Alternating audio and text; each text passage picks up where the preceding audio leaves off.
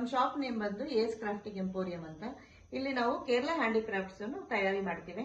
ಇಲ್ಲಿ ನೋಡಿ ಇದೇ ತರ ಇದನ್ನು ನೆಟಿಪಟ್ಟಂ ಅಂತ ಕರೀತೇವೆ. ಇದು ನೋಡಿ ಎಷ್ಟು ಸುಂದರವಾಗಿದೆ.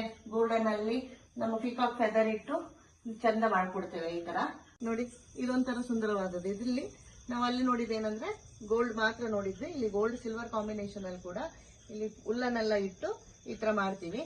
6 ಇಂಚಸ್ ಇಂದ ಹಿಡಿದು 10 ಫೀಟ್ ತನಕನು ನಾವು ಮಾಡಿಕೊಡ್ತೇವೆ. ನಿಮ್ಮ ಮನೆ ಗೋಡೆಗೆ ಎಷ್ಟು ಅಡಿ ಬೇಕು ಅಂತ ನೀವು ಹೇಳಿದ್ರೆ